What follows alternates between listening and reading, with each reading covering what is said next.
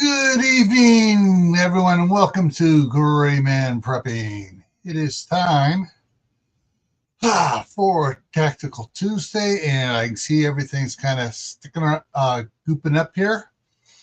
Tonight's topic is you can only have 15 types of canned food. And let me get over here to... Hey, here we go. All righty. And we got a bunch. Oh, a bunch more just came in. All right, let's go over here and go to the comment section. And that, and let's see. First one in was Crew 1351, then Walt Rogers, then Jabber the Prepper, then Chef Tech, Geeky Gardens, L-Dog. Let's see here. Mad Chick Acres. Diana's here. Shady Hill Homestead's here. Alrighty. And we have a bunch of lurkers because up here I see 15. Alrighty. And since I got that up there, let me go ahead and throw up. So I'm going to throw this back up here because we got a bunch of lurkers out here. So I'll throw that up there so they can get the message of, hey, you can lurk. Lurking's just fine. But just, say hi to everybody. And hey, Mark, how's it going? Hello. I was like, he didn't email me a link. Oh, he'll throw it in the chat. Yeah, I threw it out. Yeah, I just, hey, things been going that way, trying to get this thing set up here real quick. Because I was thinking about sending Tammy one too, because part of this is going to tag off of last night's live stream over on Camp Pat Family Compound, totally by accident when I was putting the extra stuff together on this. So I hope everybody here is doing fine and happy. And let's get over here on this thing here back there. All right, just making sure I kept keeping up on the. Here we got a bunch of people chit-chatting all over the place here. All right, so tonight's one is one that I think I did. I think I did 25 about 4 years ago. You only have 25 types of stuff, and it was rather lively that night too. But it's just one of those ones that bears repeating to get people thinking again. Because we got some things to go over. So some people just some will only stock a couple. They stock like 10 things. A lot of 10 things. That's it. And then they don't realize they're getting food fatigue because they don't have enough. But I didn't want to go with 25. They have people like me that stock like 50 different things, and you can't figure out which one to eat at night. Yeah. Yeah. Exactly. All right, so let's let me go to the back over here. Yeah, Geeky Gardens. I'm retired. I don't have to think anymore. All right, so let's hit the next slide here just to so tonight's topic is for everybody in the side chat to be talking about as well. What 15 types, repeat, types of food. And this doesn't have to be home canned like jars only. This could be store-bought cans. Yeah. So let me see here. Store-bought. Oh, okay. Home canned. Metal can. Well, that's glass jars. Well, store-bought is metal can.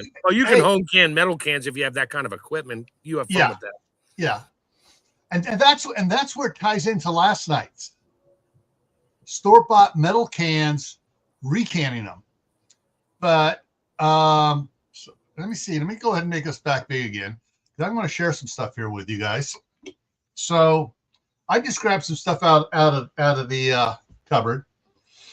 I don't have 15 here. I only got 14 here that I pulled out because I could have brought a couple more in.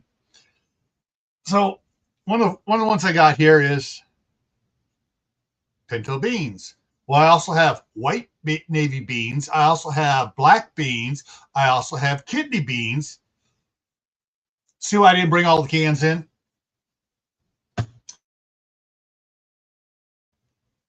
I have the Hormel dried. And of course, it's picking up. I don't know why it's picking. There we go. Got rid of some of the stuff. Put my hand in the right spot. But I got a bunch of stuff here to go over. Oh, almost forgot. Besides those other beans, I also happen to have refried beans. I got chili with beans. Just make sure when you buy them, they have a really long date on them. But remember to rotate through it and write it on magic marker on the front of the can. Yeah. The use by, like your general use by date. So that way you can rotate through. You're not like grabbing. Yeah, you're not grabbing a can to look at the top and you got them stacked 3 high. Yeah. Well, fortunately, most of my cans are stacked in this type of stuff. Really, it's a little bit smaller. Smaller one, not the big ones. Right. This one here, the 29 dice. It's 27, but yeah. So I got the diced tomatoes with green peppers. It's kind of hard to read on that because of the green screen. I bought a bunch of stuff back in 20 that was, it's good till 25 or 26. I got a long time. Now I'm like, holy crap, I didn't touch half of it. I got to start doing something with it. Yeah. Can't really recan the small cans, but I can freeze dry it. Yeah. Again, this is tomato paste. This one here has been sitting up there for a bit long. Best by March 14th, 2021. Van Camp's pork and beans. I mean, this thing is solid. I mean, there's absolutely, I hear a lot of stuff in there, but it's not, there's no bulging at all on it. And I would say still probably this is best used by, not expired date. So I still bet it has several years left on it. But when you open it, I would still grab a spoon and taste it before you heat the whole thing up and waste your gas and electric. Yeah. Just in case it has that metal flavor or it just doesn't taste quite right anymore. But this thing, I only have like 3 cans left of this. Yes, the grandkids have been going through it. See what happened? Oh, there's something else I haven't brought up yet. So I also have just regular diced tomatoes.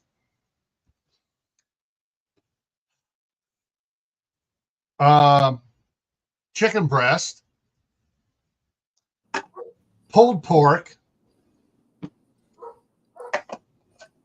roast beef, tuna. So you better have tuna in that mix there. Oh, I got like probably a good 30 cans of tuna, like this size. Good old Dinty Moore beef stew. And the grandson's current favorite. It's not showing up good here. It's pasta select mac and beef macaroni with beef and tomato sauce.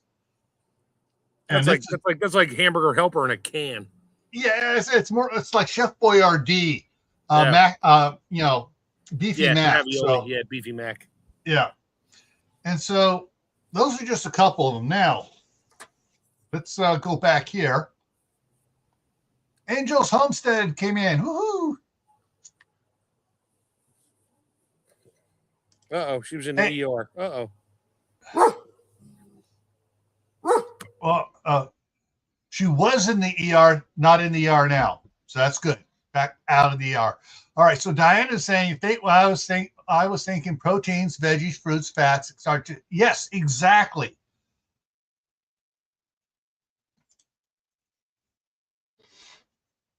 Yep. All right. Let's switch over to here. There we go. I may need to drop the one thing off here when I get a little bit closer here. So let's go look at the next one here. So, 29. You said 15. You can't have 29 there, you cheater. No, I'm just, because I may or may not fill this in. Let's see, do I got anything else after that? Yes, I do have stuff after that.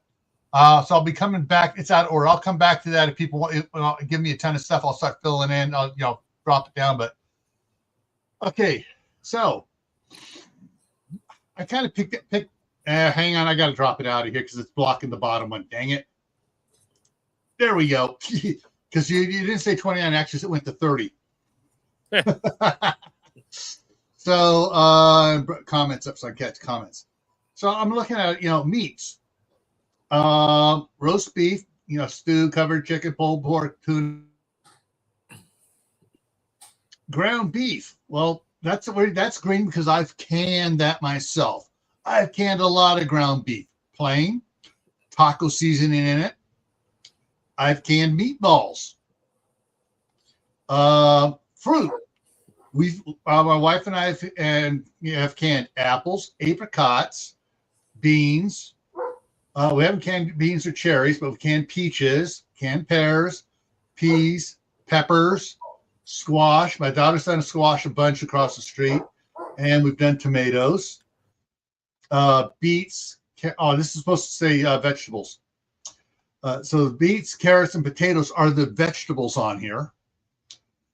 And then you got down here, I got pickles, relish, hot sauces, grape jam, strawberry jam, blackberry jam. And those I got blue on there because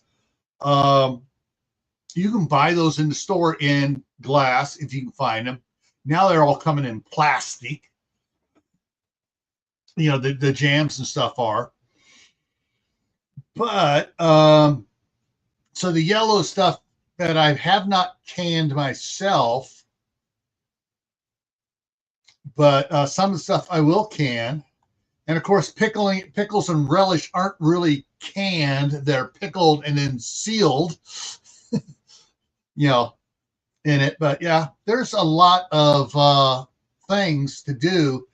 And just counting here, if you have one, so you got roast beef, beef stew, chicken breast, pulled pork, tuna, ground beef, meatballs. All right, so that's what, 7, 8, 9, 10, 11, 12, 13, 14, 15, 16, 17, 18, 19, 20, 21, 22, 23, 24, 25, 26 things listed here. Being limited to 15 is going to be really hard, isn't it? Well, for you it is. I mean, for most people, just 15 things because they may not have a lot of some things, but they have a few extra of these other ones just to mix it up so they don't get food fatigue. Yeah, for variety. Mm-hmm. So instead of having like separate things of apples, apricots, beans, cherries, peaches, pears, make fruit cocktail and can it. Yeah, you can do that too. But the reason I was thinking on this, the fruit all ties into yesterday's. Buying it in the big can. Hang on, let me grab it. Okay. Well, recanning any of the fruits just turns to paste. So don't bother.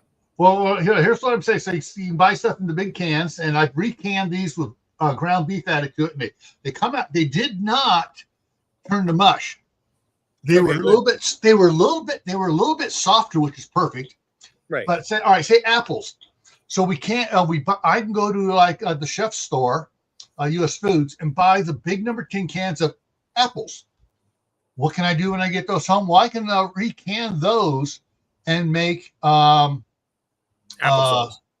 I can make applesauce. I can make apple pie filling and can that. I mean, your best bet with any of the fruits like peaches and apples and pears, if you buy them whole in cans cheap, if you're going to recan it, you might as well just throw it in the blender and turn it into a puree and recan it as a sauce. Now you have applesauce, peach sauce, pear sauce, and whatever apricot sauce if you want. It still tastes good, still has most of the nutrition. You are going to kill a lot of the vitamins by canning it again. Yeah. Well, you already killed it the first time, so there's really not much vitamins in there. The stuff that's water soluble and heat kills it, but you got the flavor and you don't get food fatigue. Yeah, and you can make jam out of it, apricot jam, peach jam, pears. You can make a lot of different jams and sauces and stuff out of that stuff as well. So if you have it stored on the shelves in the big bulk cans, you have a lot of options to do stuff with it. And so that's one of the things I want to tie into yesterday's was that, hey, yeah, you can get the big stuff cheap, or like Tammy likes to do is get the nacho cheese sauce in the big can, because it's the same as the small can. Yeah, just recant it in 4-ounce jars or 8-ounce jars, and there's your snack for you and another person, or just you if you really like nacho cheese sauce. Yeah, and so if you're going to be, and because the size of the can doesn't change the type of stuff you're getting. So you can have big cans, you can have medium cans, you can have small cans. Stuff. But the idea here I want to get across to people is don't limit yourself to the like say, all right, I only got room to do one type of thing. Whereas in your pantry, you may have a limited kitchen cupboard space, but you got elsewhere where you can store the big cans elsewhere. Not everybody. Not everybody, but some people like to have. All right, our house in California has a small ranch house galley kitchen built back in the 1930s during the Depression, and it's limited on shelf space, and so out in addition, we call it the cement room because it's got a big cement floor and everything else is up, but we got racks of food of these things there behind me, and we also have just metal shelves, just stuff, just piled on out there. Some of the stuff, and we rotate it from there into the house as we make room in the cupboards in the house. But yeah, it's one of those things that if you think outside the box and don't say, "Oh, I gotta fit in the perfect keyhole that the grocery stores want me to fit into." No, use your brain, people. Think outside the box and look at what you can do with if you have just 15 things. And that's why specifically, if I only had 15 types of can, I would probably have something that's not up on here, or possibly the roast beef. But because with this stuff, I can do a lot with it. I can run this through the grinder and make taco meat out of it. Add seasoning to it. Granted, it's not ground beef, but I can do stuff with it. I saw a video where a lady was taking this stuff and making meatballs out of it. Yeah, flavor's a little off, but yeah, you can. Yeah, but yeah, so you have options to do stuff with it. I've been picking up lately the bottom round at Sam's Club because it's actually cheaper than the hamburger. And I grind it yourself. And I put it, I can grind it myself. I can put it in a crock pot, and when it comes out of the crock pot in 6 hours, I mean I got to use the big tongs to lift it out in one piece to put it out in the bowl to work with it afterwards. Otherwise, if I just try to stab it with a fork, it falls apart. Yeah, I was gonna say if you have to pick it up with tongs, you didn't cook it long enough. I'll throw a bottom round in the crock pot, and we'll throw in whatever we want, and usually my French onion soup and a bunch of other seasonings and stuff, and let it cook, and I'll just go at it with the tongs and a fork and shred it in the pot. So I got shredded pot roast, and it's Exactly. But see, that's what I lift it out, and I'll do that out in my big Pyrex bowls, and work it up like that. But yeah, that's I mean that's what I had for dinner was some stuff I did last week. I put it into my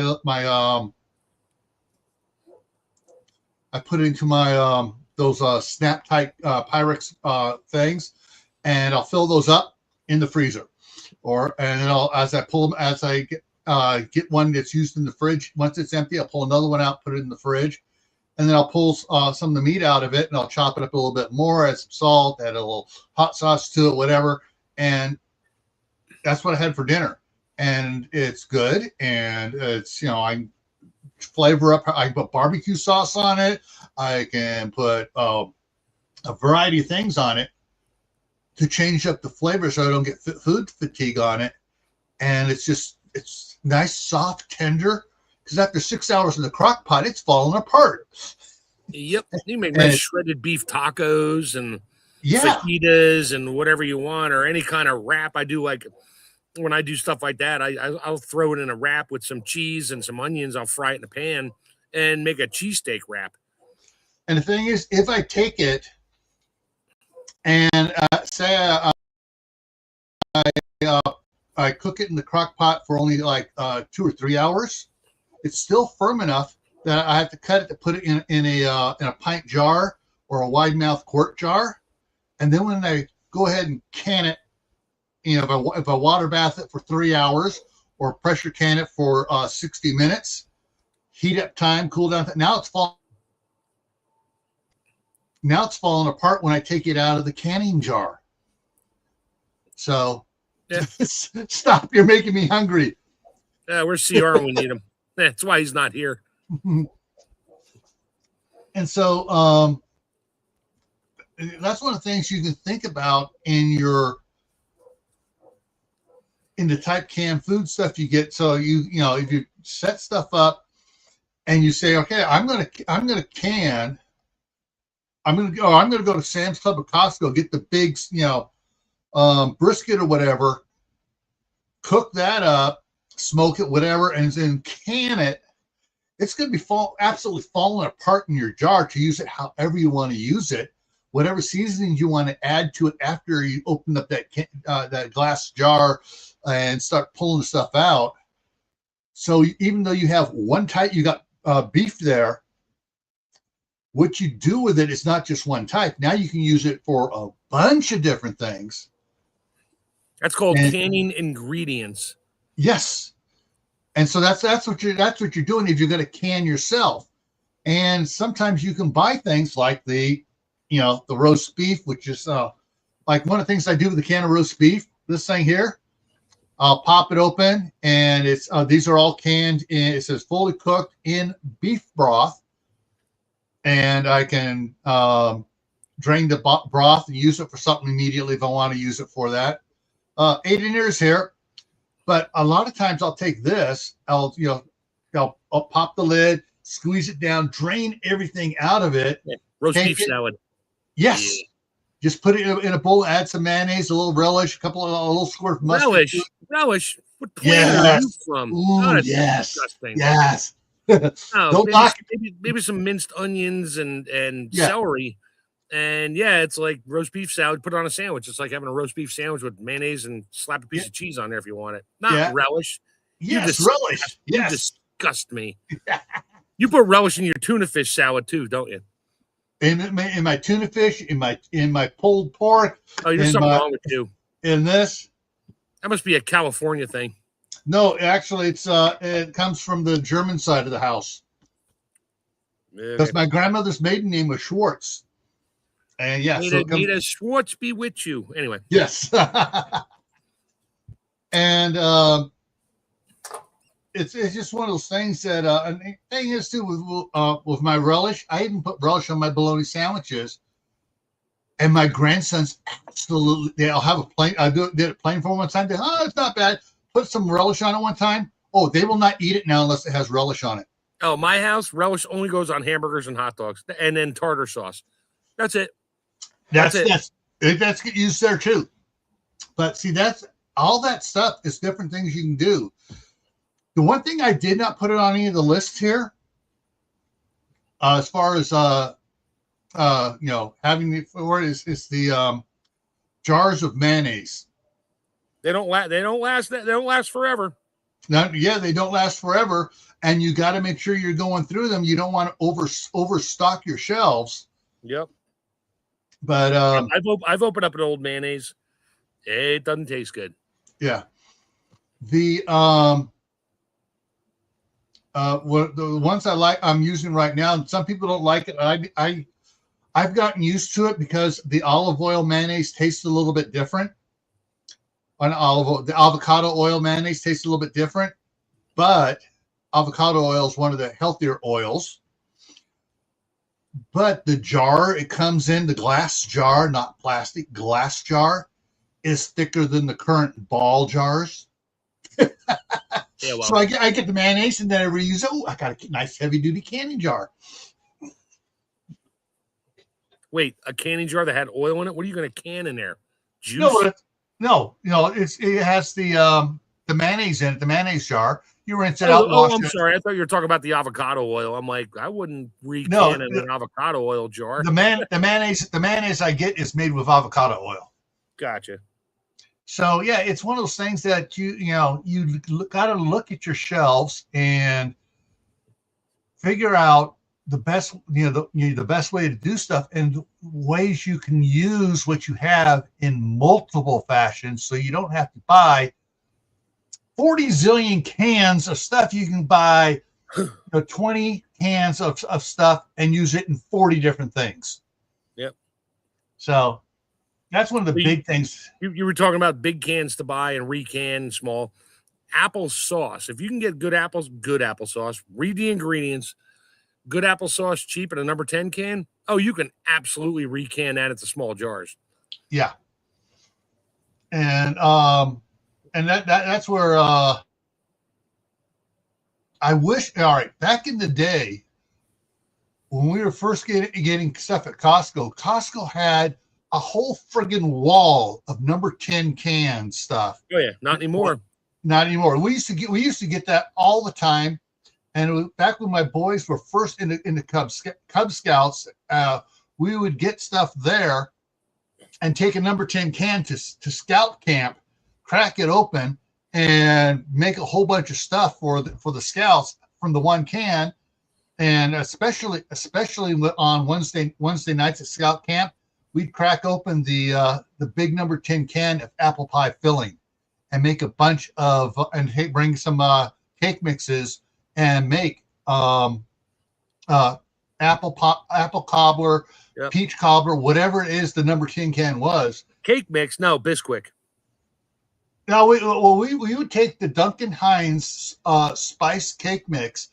You mix that, you use that with the with either the apple pie filling or the peaches. Oh man, it's because it gives it a little bit of cinnamon flavor to it and spice flavor to it. And oh yeah, the boys would do just about anything you want them to do to get some of that.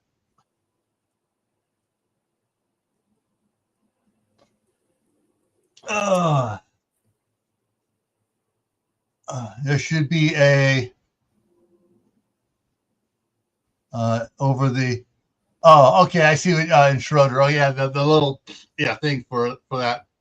Read what Geeky Garden's comment there on the spelling of Schroeder. Oh. Yeah, like that.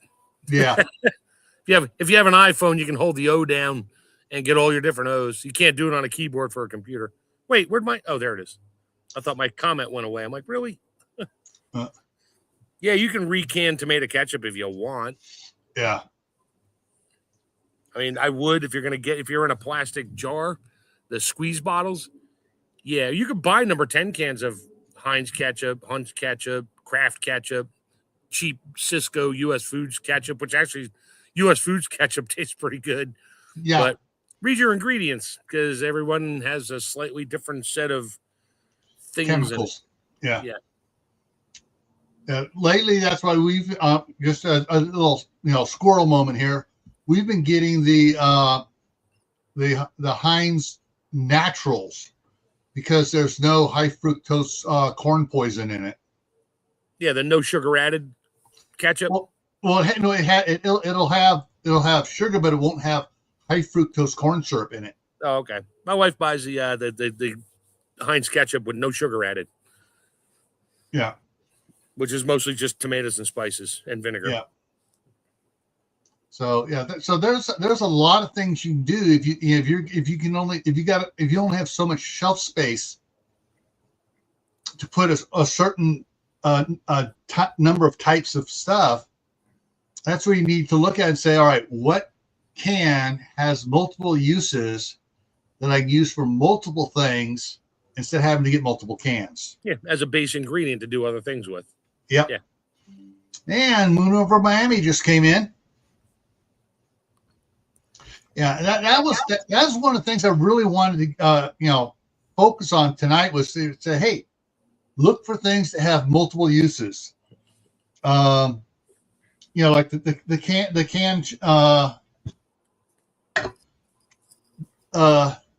canned chicken breast. Yeah, you can use this to make a bunch of different dishes. Yeah. And so it's one of the things my wife has tried using it in was basically with pasta and tomatoes, and throw some of this broken up into it, and the other stuff she puts into it, and it's like a summer chicken pasta salad. Yeah, you do that with tuna. You can do that with anything. Yeah. The beef didn't taste quite as good as the chicken and the tuna does for some reason. Beef noodle salad. Yeah. It's just it's just probably just one of the things we haven't done a lot of, so we haven't what's the word I'm looking for? Educated our palate to. Yeah. I've educated my palate to a lot of stuff, which is why it's not on my shelf. Like, yeah, I have no use for this at all. Yeah.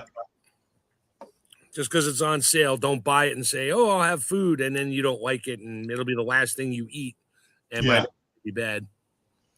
Yeah. Well, that's what's interesting about the one. Let me take out the green screen for a second. This stuff here, the cases I have of this, my daughter gave to me because she cannot get her boys to eat it at the house. They come over here, they see it sitting on my counter. Oh, can I have that? It looks pretty. And the same thing with the Chef Boyardee raviolis.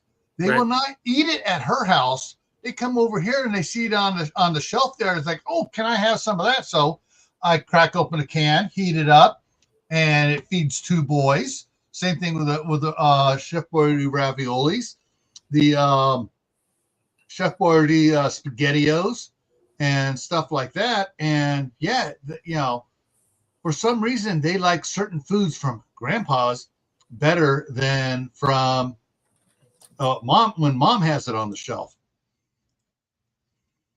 But I also I blamed their dad for part of that. But yeah, there are things you got to also take into consideration all the family members and what they'll eat.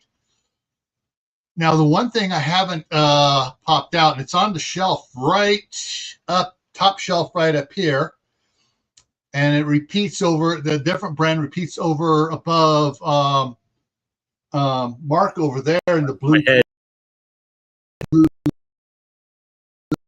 cans. Vienna sausages.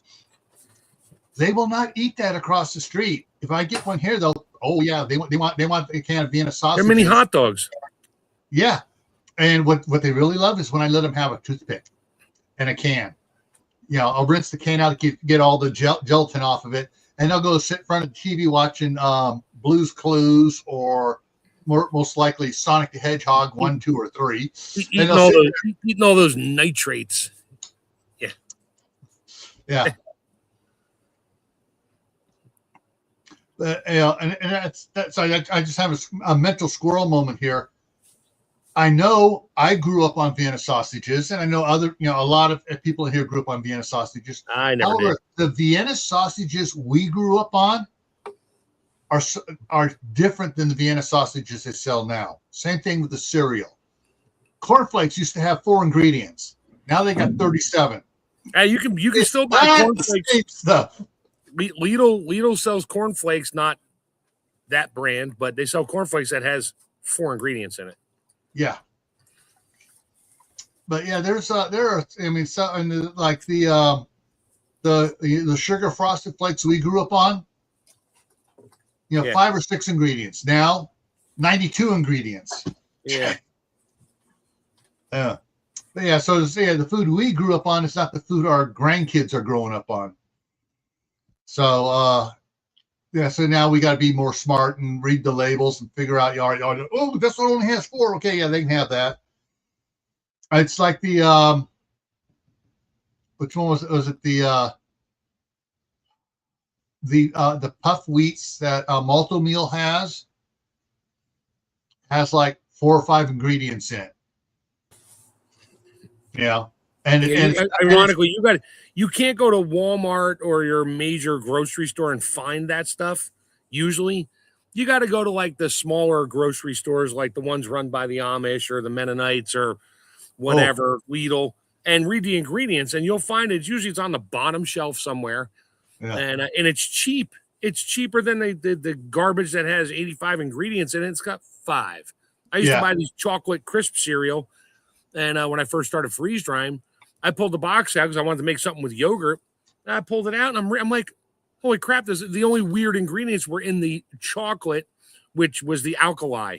But that's for the chocolate. I'm like, okay, I bought those, mixed it with strawberry yogurt, freeze dried them into yogurt cereal bars. Of course, you need a big cup of coffee to eat those because, they're dry. Yeah. That's one of the things I like about out west here. We have a chain out here called Winco. Yeah. And it carries the Malto Meal brands, all of the Malto Meal cereals, and we get the big bags of it. And because the grandkids, when they start eating it, they'll go they'll come over. Oliver will come over about 9 o'clock when he's the last one at home because he doesn't go to kindergarten until noon. He's on the afternoon schedule. He'll come over after Eli gets on the bus, and he'll come over and goes, "Grandpa, I'm hungry," and he'll pick either the frosted the Malto Meal frost, or the honey smacks Malto Meal version of it. Just a few ingredients, and I'll fix them up a big bowl, and he'll sit there in front of the TV eating. As soon as he's done, I'm going home. Yeah, going home now. So mommy will give me something else. Yep. Yeah. But thing is with Oliver eats more than the other boys. Oliver's the youngest. He is not the smallest. He's growing taller. He's past Danny, and he's catching up to Aiden. And he's going to be well over 6 foot tall. But by the time he's full grown, and he'll tower over his brothers. But there's the things you want to get. You try to get the stuff you use multiple things of. Now, one of the things I just this picture I grabbed from the background around behind us, I just uploaded it before about half hour before it started, and I was just trying to find a good shelf one to throw up there. Look what's underneath me. Oh wow, we got albacore tuna, we got roasted garlic and herb stuff. We got stuff, all the stuff for putting on crackers and stuff. They come in the little bag. It's not canned, but it's Those don't have as long as a shelf life as the canned stuff does. They're good. They're great for people that like it on their salads. They're also a little more expensive. Right. Yeah. But the thing is, wait a minute. I got the tuna. I can make all 4 of these things down here out of the tuna I have in the can, and make it for after school snacks for the grandsons. Yeah. So I mean that's one of the things is is like use what's in the cans make multiple things out of. This is the only two things we have that are similar, and it's hang on a second. I gotta get rid of the green screen again. All right, so let me get this turned right. There we go. Yeah, it's generic Rotel. Yeah, and so this is this with more with the green chilies added to it. But sometimes my wife doesn't want the green chili. She wants this to make a dish.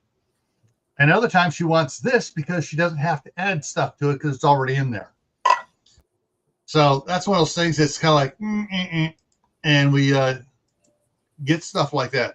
So you're up to about 59 things on your shelf. When are you going to narrow it down to 15? Well, actually, the cans I got here, I got 14 cans here. I only got 14 cans on the desk here with me. So, yeah. But there is one thing. We don't have a lot of these, but we do. We got like 5 of these here. The dried beef, and I don't do anything with it. It's for when my wife comes up, because she'll open the cabinet, see what we have there, and she'll see it. She'll go, yes, and she'll pull it out. And make a white gravy, dump a handful in there, and throw it on a piece of toast. Exactly. Yeah, poop on a shingle. Yeah.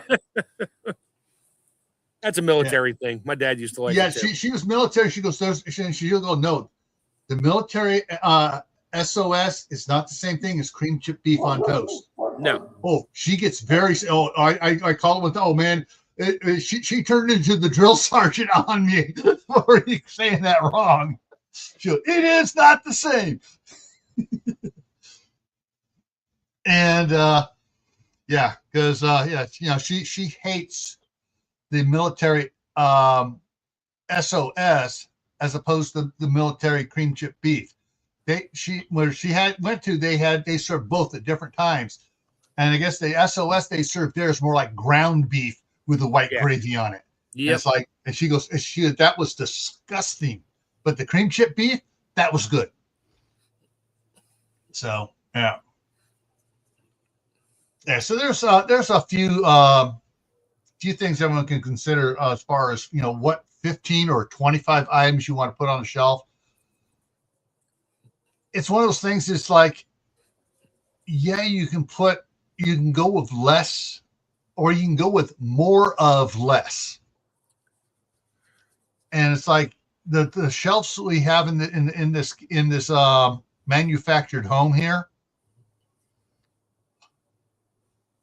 they're small because, hey, they're building it cheap. When my wife comes up here, I'm not sure how long after she comes up here, because she's setting money aside so that when she comes up here, we can gut the kitchen and have a company and put custom design shelves in around it. So the shelves will be, the cabinets up above are barely 12 inches deep. She wants them 16 inches deep or 18 inches deep. The bottom ones, she wants it about 6 inches deeper as well, so you can get more underneath the counters and in those shelves. Your pots and pans and baking dishes and stuff. Yeah. Yeah. And my dad did that and gave my mom a pot drawer. You open up the 2 doors and the whole bottom of the cabinet had the full extension. I mean, those things weren't cheap back in the day. Yeah. And he had full extension slides. She could pull that whole thing out. Don't drop something behind it, because you're pulling the unit out to get that pan that fell behind. Yeah. But oh yeah, she had her cast iron. She had everything in there. That thing, you could park a car in there and close it. Yeah. Well, my parents' mobile home, and it was a mobile home back then in 1976. It was a Fleetwood mobile home. Had a shelf like that. It had like a lip on that big on the sides, and that happened once.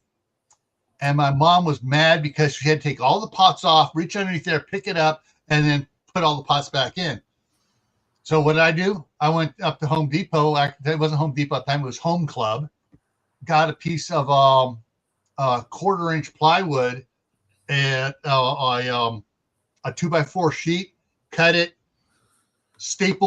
glued and stapled it to the that lip around it. So it had a big thing across the back and the sides, so she didn't have to worry about it falling behind. That's what my dad did. But every now and then, cookie sheets were in there. It was like a file cabinet for pans. Yeah. The one cabinet it had, which was really cool in there, next to the refrigerator, was a deep one that was only like 18 inches wide. Right. And on the bottom, it came with dividers, and you shoved the cookie sheets in there. Oh, okay. That was one of the best cabinets, because the shelves up above were U-shaped, so you could see into the back. So it's like 6 inches here, 6 inches here, and a 6-inch opening going back about a foot and a half, and that way you could reach it. You could see what was on the shelves behind of it, so you didn't have stuff back there and suddenly find something that was 40 years old. Yeah, there is that. My mom had that problem. Yeah. But yeah. All right. So I think everybody's got the idea of, figure out, 15 things that you can use in multiple things to limit the number of cans you have, the types of cans you have on the shelf.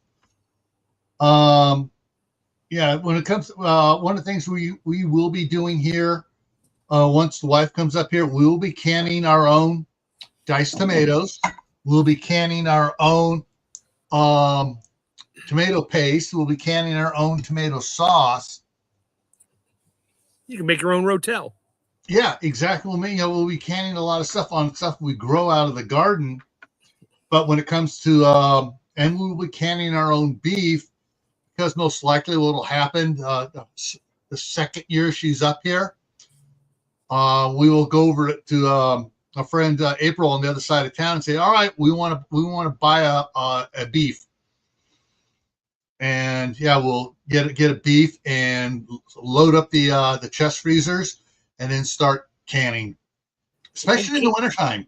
Don't can all the beef. I mean, get a chamber seal. Get a chamber sealer first. You're good for a year or so with the beef. Yeah.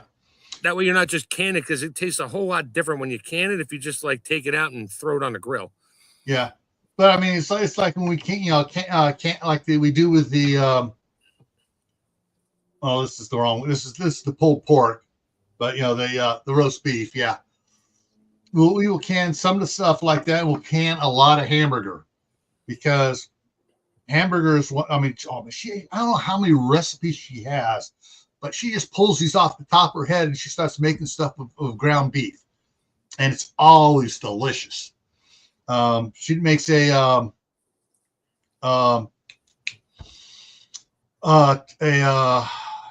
casserole, chili beef casserole. Oh man, yes.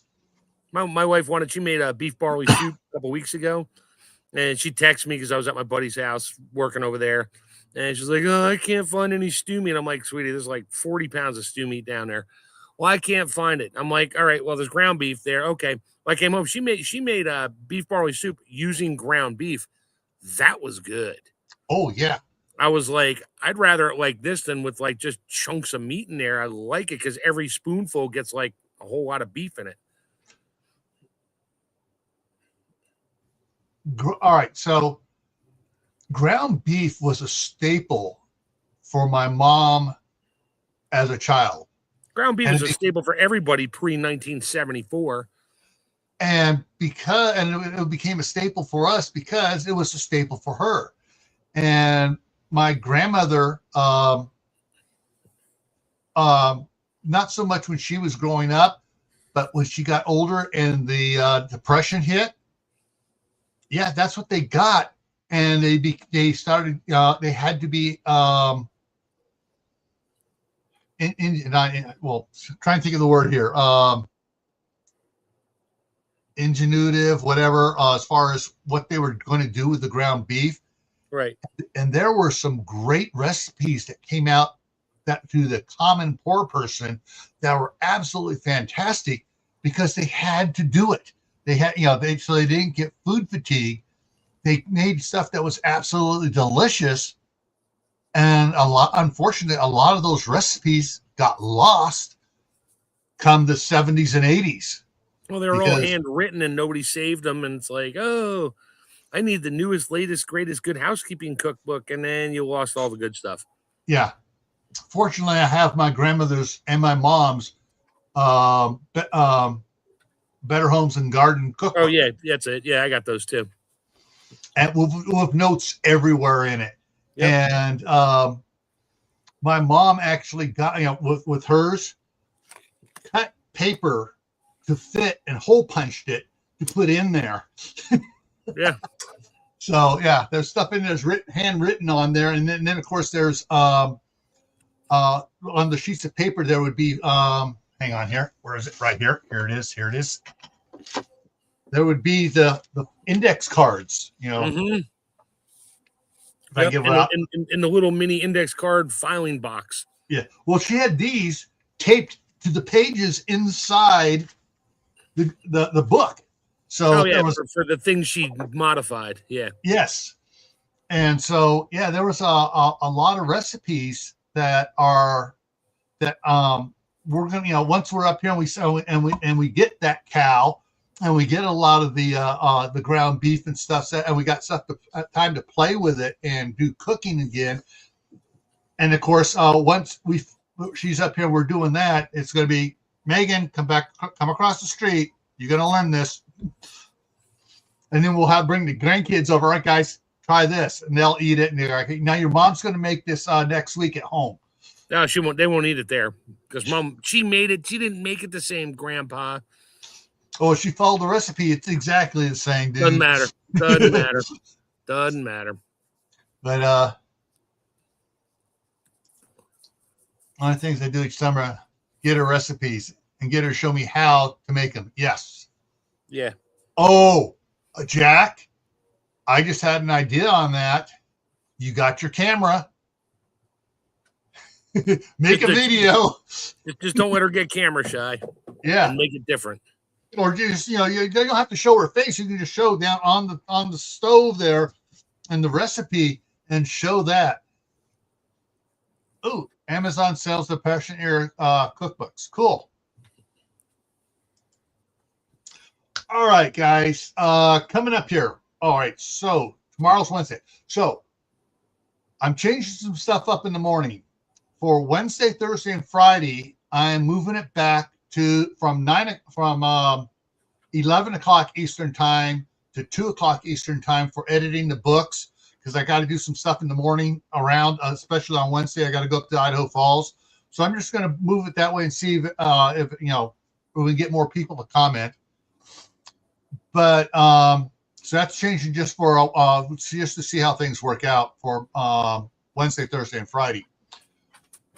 For Thursday, the Midnight Ride, it's scheduled a half hour later, and I got in all caps in the top of the description. So when you look at it, it says City Council meeting tonight. Okay. So that's what's on. So that's for Thursday.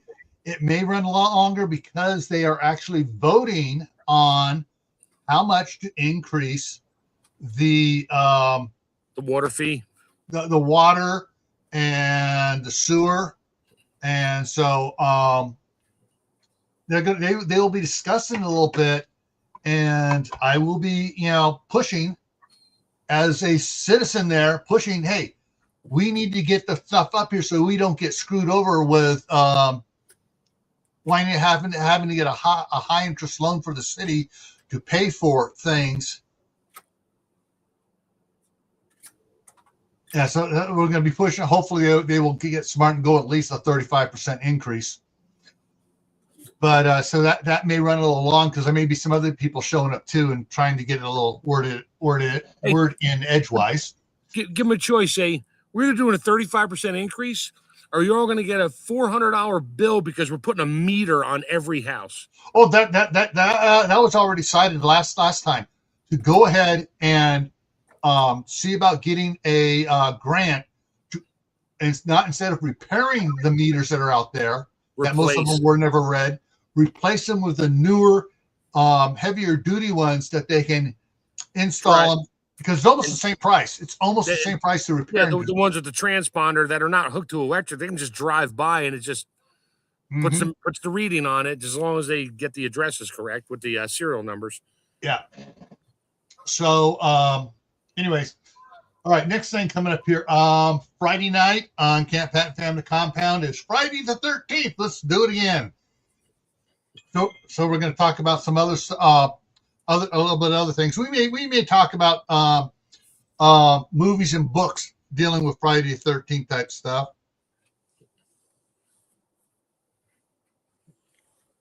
Hang on a second here. All right. My daughter Nisa says, I'm making dinner, need capital letters to send a few kids over. Eli's one. Okay. So they'll come over here in a second. Good timing. Good timing. Yes. So that's Friday. Saturday, we'll have the live stream with Shadow at 2:00 Eastern time. It's going to be good. Mike from UK Urban Prepper picked out the topic, and I know it's going to be good because I heard it. For this Survival Saturdays one, I think everybody should be interested in. This is the train. I'm going to be doing the training I did at Homeland Security, active shooter training. So, the topic is, can you survive an active shooter event? And so I'm going to go over the training we gave to all federal employees dealing with active shooters. And Vanessa Kitty's in the house. Right at the end of the show. Thanks, Vanessa. Monday on Camp Pat Family Compound, the topic is outdoor canning, challenges and solutions. WD Glock and Roll just showed up right at the end. Hey, Don, how's it going? And then next Tuesday here is the topic is called Blackout Rules. And basically it's light discipline during power outages. So that way we're going to talk about ways to keep it from being known that you are well prepared and you have lights or lighting when everyone else is in the dark. That'll be next Tuesday. All right, everyone.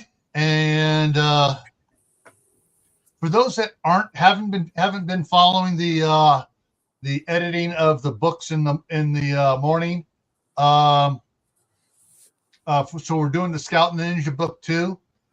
We're coming up on the wedding coming up, and Kimberly's father, who they thought was dead and killed over in the sandbox, is back, and he'll be showing up too here in the next couple of days. So it's going to get rather interesting and rather emotional for the people in the novel. So that's what's coming up here.